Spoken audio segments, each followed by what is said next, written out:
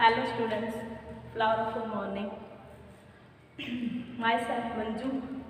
I'm welcoming you in online classes from Gurugram College, BA Part First, English Literature, Part Second. जैसे कि हमने कल read किया था आपकी first poem BA Part First के सिलेबस की first poem the 7 ages of man. The 7 ages of man मतलब कि एक व्यक्ति की 7 एजेस मतलब कि 7 उम्रें, एक व्यक्ति के द्वारा निभाई गई 7 उम्रें, compose by the great English poet playwright William Shakespeare, born in 1564 and died in 1616।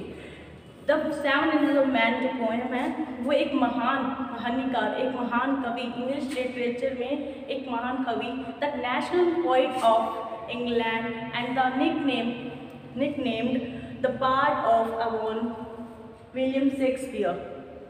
William Shakespeare is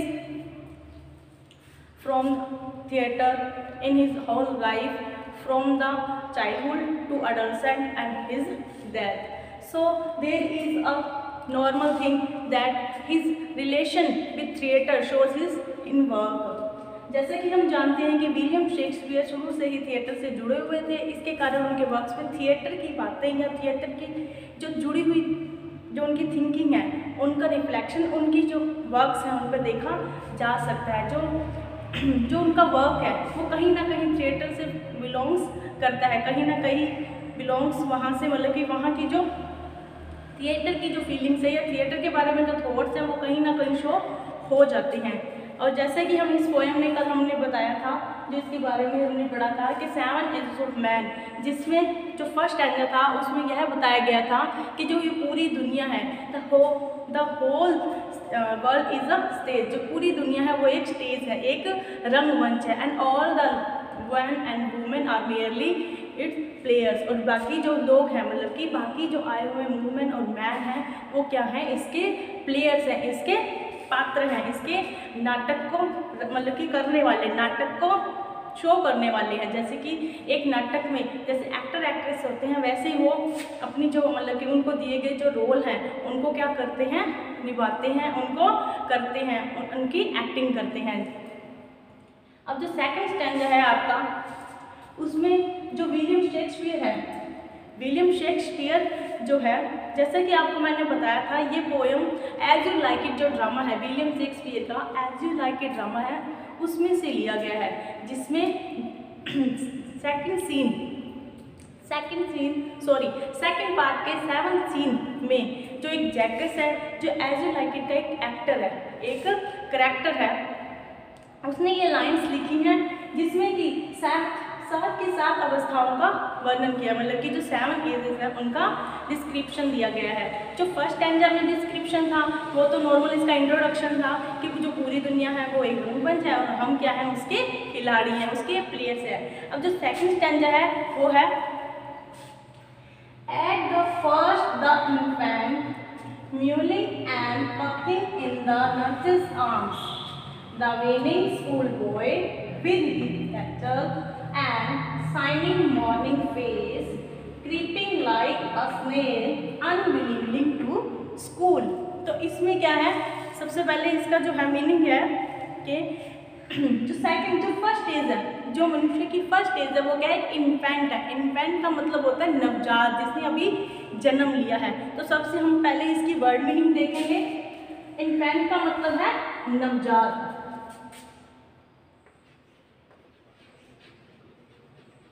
infant का मीनिंग होगा नवजात या जो अभी अभी जन्म जिसने लिया है वह बच्चा, छोटा बच्चा। म्यूलिंग एंड पकिंग रो रहा है, और पकिंग का मतलब वॉमिटिंग कर रहा है। म्यूलिंग एंड पकिंग रो रहा है और उल्टी कर रहा है। एंड पकिंग का मतलब है रो रहा है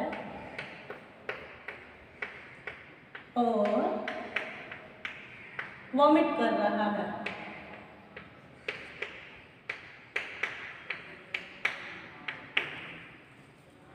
Working in the nurse's arms, the winning school school boy with his castle.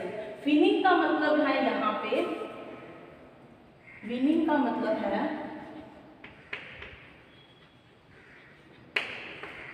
अनिच्छुक, मतलब कि ना चाहते हुए, ना चाहते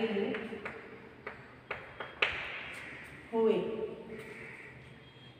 and shining morning face, shining का मतलब है चमकदार, मॉर्निंग का मतलब है सुबह, क्रीपिंग का मतलब है रेंगना, क्रीपिंग का मतलब है, क्रीपिंग का मीन्स है यहाँ पे रेंगते हुए, रेंगते हुए।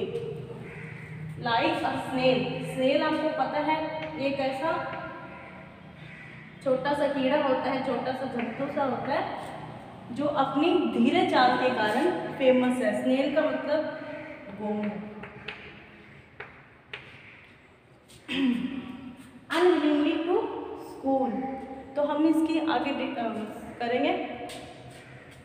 At the first the infant, सबसे पहले वह क्या होता है, एक इन्फेंट होता है, एक नवजात बच्चा होता है, एक छोटा बच्चा होता है, हेल्पलेस बच्चा जो अपने काम खुद से नहीं कर पाता, जो क्या है वह दूसरों के ऊपर निर्भर रहता है क्योंकि वह अपने काम करने में असमर्थ है। म्यूलिंग एंड पकिंग, वह क्या कर रहा है, रो रहा है, और पकिंग मतलब कि वॉमिटिंग कर रहा है, वो सारा टाइम पकिंग और वॉमिटिंग, सॉरी पकिंग और वॉमिटिंग मतलब रो रहा है और वॉमिटिंग कर रहा है। इन the nurse's arms, nurses arm मतलब कि अपनी आए या अपनी माँ की जो गोद है उसकी जो बाहें हैं उनमें वह क्या कर रहा है, रोता रहता है और वॉमिटिंग करता रहता है और पूरी तरीके से अपनी नर्स या माँ के ऊपर डिपेंड करता है। The whining schoolboy with his satchel, यहाँ पे चल का मतलब होता है अ बैग, स्कूल मतलब कि बुक्स रखने का बस्ता, किताबें रखने का बस्ता, मतलब कि नॉर्मल सी बात है कि वो बस्ता, बैग जो उसका स्कूल बैग है, चल का मतलब है bag. The whining schoolboy with his bag, तो जो एक बच्चा है, छोटा बच्चा है, नेक्स्ट जो स्टेज है, पहली तो होगी इन्फेंट जिसमें वह रोता रहता है और नर्सेस की आर्म्स में ही सारा दिन रहता है, वो हेल्पलेस है। और जो सेकंड है वो क्या है आपकी school boy, winning school boy मतलब कि ना चाहते हुए जो स्कूल बॉय जो हर चीज़ के लिए, विनिंग का मतलब होता है ना चाहते हुए या छोटी छोटी बात की शिकायतें करने वाला। विनिंग का जो प्रॉपर मीन्स होगा वो होगा कि जो छोटी छोटी बात पे क्या करता है, शिकायत करता है कि उसके स्कूल क्यों भेजा जा रहा है। जैसे कि हम जानते हैं जो छोटे बच्चे होते हैं वो स्कूल जाना नहीं चाहते और उनको ज़बरदस्ती स्कूल भेजा जाता है, तो उनकी क्या हो जाती है, शिकायतें स्टार्ट हो जाती हैं कि हमें स्कूल क्यों भेजा जा रहा है। तो ये बच्चा क्या है, ये स्टेज है स्पेशल विनिंग स्कूल बॉय, जो बच्चा है वो क्या है, शिकायतें करते हुए अपने बैग के साथ स्कूल भेजा जा रहा है। And shining morning face, shining मतलब चमकदार, मॉर्निंग मतलब सुबह का, जैसे कि सुबह का चमकदार मुंह जो उसका फेस है वो किसके द्वारा वॉश किया गया, उसकी नर्स या उसकी मम्मी के द्वारा वॉश किया गया है और उसको नहलाकर उसको स्कूल भेजा जा रहा है, जिसके वजह से मतलब उसका फेस जो वॉश किया गया है जिसके कारण उसके मुंह पे बहुत ही ज़्यादा शाइनिंग आ गई है। और वैसे भी जो छोटे बच्चे होते हैं उनके फेस के ऊपर शाइनिंग होती है, वॉश करने के बाद वो और भी ज़्यादा चमकदार हो गया है। Creeping like a snail, snail का मतलब है एक ऐसा जंतु जो अपनी धीरे धीरे चाल के लिए प्रसिद्ध है। Creeping like a snake, creeping का मतलब होता है रेंगना, वह बच्चा स्नेल की तरह, घोंगे की तरह रेंग कर, अब उसको स्कूल तो जाना नहीं है तो वो भागा भागा तो जाएगा नहीं, वो क्या करेगा, धीरे धीरे स्कूल की तरफ जाएगा ताकि उसको लेट हो जाए, या वो नहीं जाता तो अपने आप ही धीरे चलेगा। यहाँ पे वो बच्चा धीरे धीरे creeping like a snake, sorry snail, creeping like a snail, snail की तरह धीरे धीरे रेंगते हुए, अनविलिंगली ना चाहते हुए भी, अनविलिंगली ना चाहते हुए भी टू स्कूल, स्कूल ना चाहते हुए भी जाता हुआ एक बच्चा होता है। यहाँ पे 2 स्टेज बताई गई हैं। पहली जो स्टेज है वो नवजात छोटे बच्चे की है, जो पूरी तरीके से किसी न किसी के ऊपर डिपेंड रहता है, जो अपना काम खुद से नहीं कर सकता। वह दूध के लिए, खाने के लिए, पीने के लिए पूरी तरीके से अपनी नर्स या अपनी माँ के ऊपर डिपेंड करता है। और जो सेकंड है वो है स्कूल जाता हुआ बच्चा, जो अपने बैग के साथ शाइनिंग मॉर्निंग फेस मतलब कि चमकदार मुंह के साथ स्कूल जा रहा है, और वह नहीं चाहता स्कूल जाना, फिर भी उसे स्कूल भेजा जा रहा है। और वह स्कूल तो जा रहा है लेकिन वह चाहता नहीं है। ये आपकी सेकंड स्टैंजा की समझी है। द फर्स्ट द इन्फेंट, वह पहले इन्फेंट है, unique and puking in the nurse's arms, मतलब कि वह सारा दिन नर्स के आर्म में रहता है। The whining schoolboy with his satchel, मतलब कि वो क्या है, शिकायत करता हुआ एक बच्चा है विद हिज कैचल, अपने बैग के साथ। उसने पीठ पर अपना बैग ले रखा है जिसमें बुक्स हैं। एंड शाइनिंग मॉर्निंग फेस, और उसका जो फेस है वो क्या है, शाइनिंग कर रहा है, मॉर्निंग वाला। जो मॉर्निंग में शाइनिंग होती है, मतलब कि वह सुबह स्कूल जा रहा है तो उसके जो फेस है वो वॉश किया गया है उसकी नर्स के द्वारा, उसकी मम्मी के द्वारा। अपने फेस को लेकर वह धीरे धीरे रेंगता हुआ, क्रीपिंग लाइक अ स्नेल की तरह, एक घोंगे की तरह धीरे धीरे रेंगता हुआ स्कूल जा रहा है। यहाँ पर फर्स्ट और सेकंड स्टेंज के बारे में हमें बताया गया है। आप इसको रीडाइट करो, फिर हम सेकंड स्टेंजा को करेंगे। अब जो ह्यूमन बीइंग की, जो मैन की जो थर्ड स्टेज होती है वो क्या होती है, एक लवर की होती है, क्योंकि अब वो टीन एज में पहुंच चुका है। पहले वो इन्फेंट था, फिर स्कूल जाने वाला बच्चा, अब उसने स्कूल पास करके कॉलेज या मतलब कि सीनियर क्लासेस में पहुंच चुका है। अब सीनियर क्लासेस में पहुंच चुका है तो वो टीन एज होगी, और टीन एज में नॉर्मल सी बात है कि अट्रैक्शन होता है, तो उसमें क्या है, वो एक लवर की तरह जिंदगी जीता, एक लवर की, जो अपनी बिलव्ड की याद में हमेशा रहता है और अपनी बिलव्ड को याद करता रहता है, उसके याद में उदास रहता है और उसको याद करके अपना टाइम स्पेंड करता है। सबसे पहले इसकी word meaning, and then the lover shine मतलब कि जलना, जलता रहता है, लाइक फर्नेस का मतलब होता है भट्टी।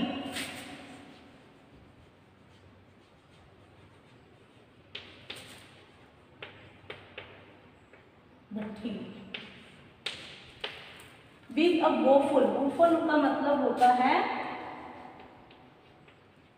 दुख से भरा हुआ। वोफुल का मतलब होता है दुख से भरा हुआ। जो लवर है वो अपनी बिलव्ड की याद में दुख से भरा हुआ है। बैलेड का मतलब होता है पोयम या एक लिरिकल सॉन्ग। बैलेड का मतलब होता है गाना या कविता, गाना या कविता। टू हिज मिस्ट्रेस आईब्रो का मतलब आईब्रो वो है, यहाँ पे आईब्रो का मतलब उसकी ब्यूटी से है, यहाँ पे आईब्रो का मतलब मिस्ट्रेस की ब्यूटी से है। जो थर्ड स्टेज है उसमें क्या है, जो बच्चा है स्कूल भी चला गया, स्कूल जाने के बाद अब वो क्या बन गया है, एक लवर बन गया है। And then the lover sighing like furnace का मतलब, साइन का मतलब है जलना। जैसे कि भट्टी के जलने से क्या होती है, जोर जोर की आवाज़ आती है, मतलब कि भट्टी धधकती है। जब आग ऊपर उठती है, जब लपटें उठती हैं तो जोर जोर की आवाज़ें आती हैं। वैसे ही उसकी जो सांसों की आवाज़ हैं वो क्या हो रही है, जोर जोर से, मतलब वो आहें भरता है, जोर जोर से सांस लेता है, जिसके कारण उसकी जो कंपैरिजन है, उसका जो कंपैरिजन है वो किससे किया गया है, साइन लाइक फर्नेस, मतलब कि वो भट्टी की तरह जलता है, मतलब कि भट्टी की तरह उसकी सांसों की जो आवाज़ें हैं वो सुनाई देती हैं, क्योंकि वो क्या है, अपने बिलव्ड से दूर है और आहें भरता रहता है, अपने बिलव्ड की याद में ही रहता है। विद अ वूफुल बैलेड, और वो क्या करता है, वूफुल मतलब कि दुख से भरी हुई, अपनी निराशा से, अपने दुख से भरी हुई, अपनी बिलव्ड की दूरी के कारण जो उसको दुख है उससे भरी हुई बैलेड का मीन्स होता है एक लिरिकल पोएम या लिरिकल सॉन्ग, मतलब कि एक गाना या एक कविता। तो वो क्या कर रहा है, अपनी बिलव्ड की याद में दुख भरे गाने गा रहा है, दुख भरे गाने लिख रहा है। Made to his mistress eyebrow, जो उसने बैलेड है वो अपनी मिस्ट्रेस की आईब्रो के ऊपर, मतलब कि यहाँ पर आईब्रो का मीन्स है वो ब्यूटी से है, आईब्रो का जो मीन्स है वो ब्यूटी से है। यहाँ पे आईब्रो का मीन्स ब्यूटी से है, मतलब कि वो अपनी बिलव्ड की ब्यूटी, अपने बिलव्ड की जो सौंदर्य, जो अपनी बिलव्ड की जो सुंदरता है उसको याद करते हुए बैलेड लिख रहा है, और बैलेड लिख रहा है, बैलेड गा रहा है, बैलेड बोल रहा है, मतलब कविता लिख रहा है, कविता गा रहा है। और उसमें क्या है, दुख है, अपनी बिलव्ड की जो ब्यूटी को याद कर रहा है, उसके बारे में सोच रहा है, तो उसको क्या हो रहा है, दुख हो रहा है कि मैं उसके दूर हूँ, मैं उसके पास नहीं हूँ। और बैलेड लिख रहा है, और किसकी तरह उसकी आवाज़ें आ रही हैं, उसकी आवाज़ें एक बत्ती के दहकने जैसी आवाज़ें आ रही हैं, जैसे कि बत्ती के दहकने से जोर जोर से आवाज़ें आती हैं, आग जलने की जोर जोर से आवाज़ें आती हैं, उसी तरीके से उस लवर की सांसों लेने की आवाज़ें हम आराम से सुन सकते हैं। यहाँ पे जो थर्ड स्टेज है वो एक नाजुक सी स्टेज है, जिसमें वह अपनी बिलव्ड के ऊपर पूरे तरीके से अपने बिलव्ड के लिए मतलब कि अपने आप को समर्पित कर चुका है, अपने आप को अपने बिलव्ड के लिए खो चुका है। Without full ballad made to his mistress. तो यहाँ पे तीन स्टेज थी मैन की, हमने उनके बारे में रीड किया। आप इसको थोड़ा सा रिवीजन करना वापस से, जिससे आपको एक अच्छे से पोएम को आप डिस्क्रिप्शन कर सको, उसको अच्छे से उसकी समरी देख सको। Stay home, stay safe and पढ़ते रहो।